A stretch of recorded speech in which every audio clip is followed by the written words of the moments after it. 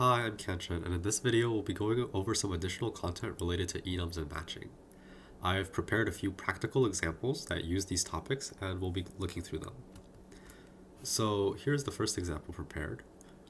In this code, there is a little bit of an issue, right? Can you spot what the issue is? So first we have this color enum, which is pretty straightforward. It has three variants, red, green, and blue. And then we have this main function, which generates a random color. You don't really have to worry about the implementation of how this is done. It prints out the color and then it tries to do a match, right? Can we spot what the problem is? Right, so I've had my LSP turned off for this, so it isn't pointing out the error immediately, but if we run cargo check, it'll tell us what the issue is, right?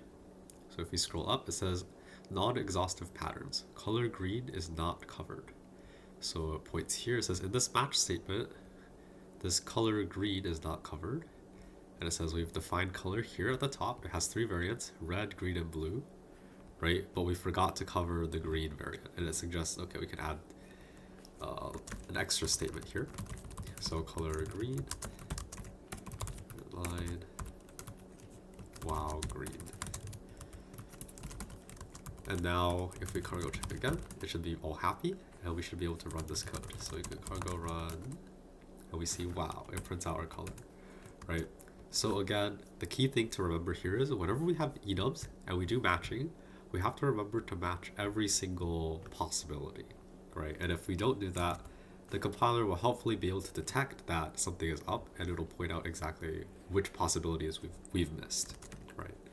The other alternative here is instead of specifying green specifically, we can do the wildcard matching, right, with the underscore, and this will match all the remaining missing cases. So if we check this out, this code should also work. There should be no problems, right? And the only remaining case here is green. So that's kind of a quick review on enums and matching. And now we'll look at the second example. So let's pull that up.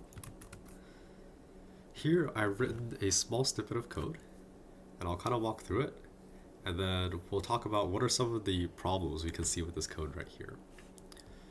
So first of all, we have our main function, which is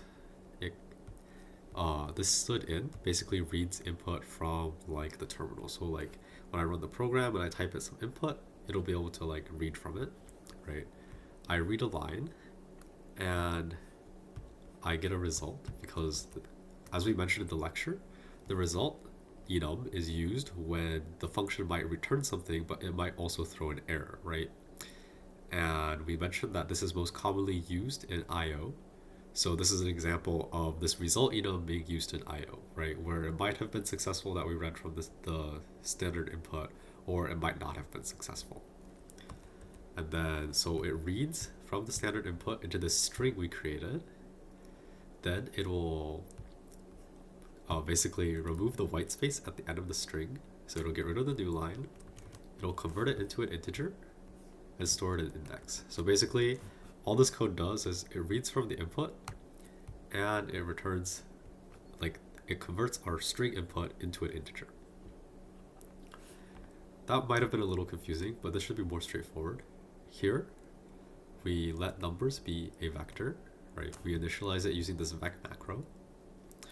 And then we'll use numbers.get to get something from this vector, and then we'll print it back out.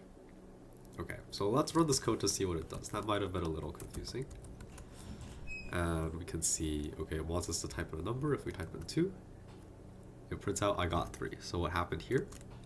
It read 2 from the input. It converted it into an index. So the index is 2, and the value at index 2 is going to be 3. Right, so that's kind of walking through the code. Now, can we identify some issues with the code?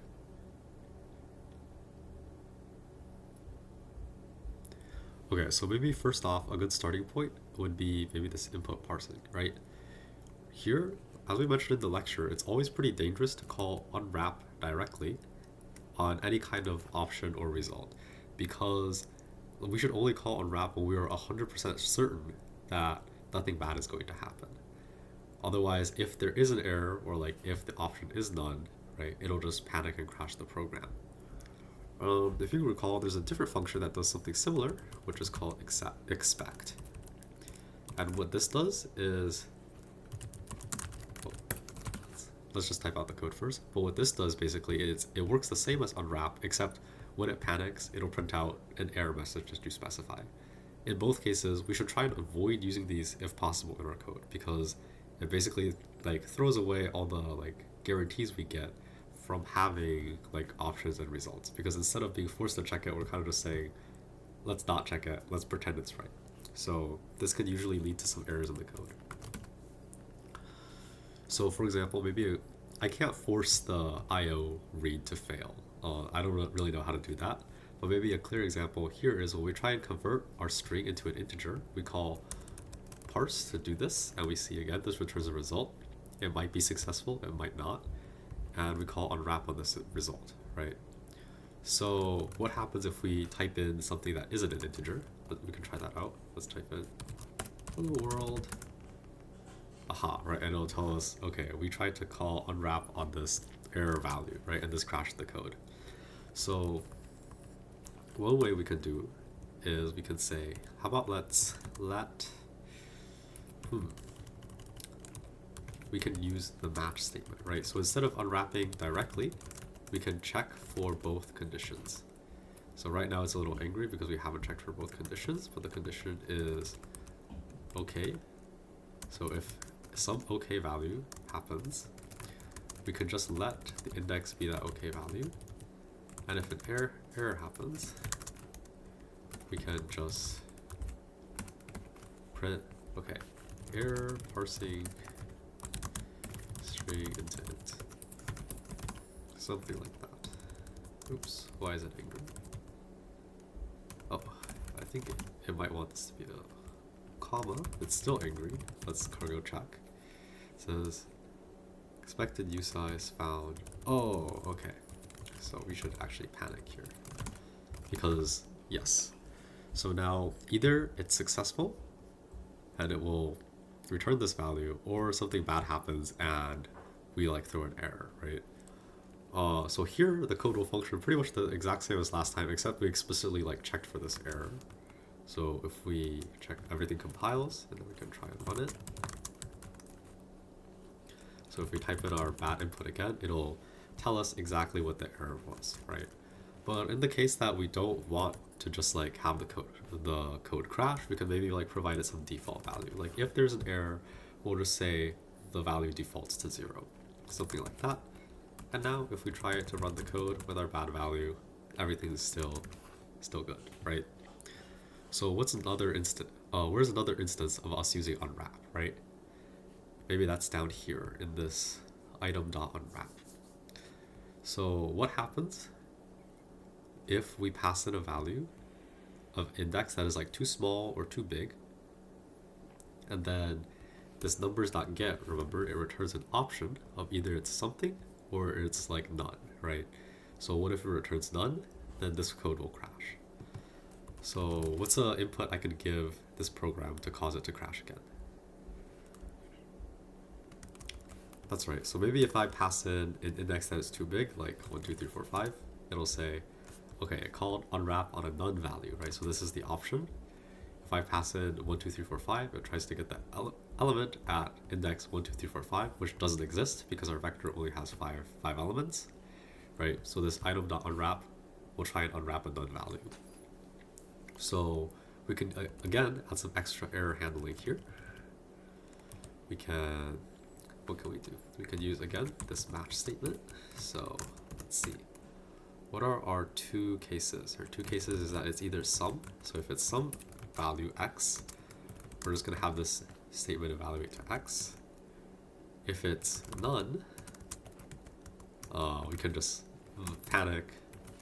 Uh-oh, the index was too big. Something like that. And then we don't need unwrap here anymore. Let's see, what is it angry about? Ooh, I forgot a semicolon here. Okay. So again, now we can try our same input. If we type 1, 2, 3, 4, 5, it'll do this error detection. It'll say, okay, numbers.get happen to be none, so this code executes instead, right?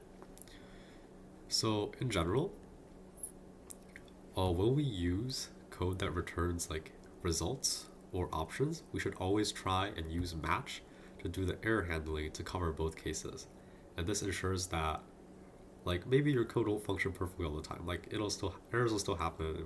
Stuff might happen, right? But at least like you as the programmer have spent the time to like think about both of the possibilities that could have happened. Either it's okay or some error happened, right? And you've explicitly handled both cases. So now you know, okay, I intended that when the none value happens, I wrote the code that says the code should panic, the program should panic and it should crash, right? So again, option and result are two options to like force you into doing error handling. And that's kind of like the practical use behind these two enums. So hopefully this video was a little helpful in showing some like practical uses of these two enums, and see you in the next lecture.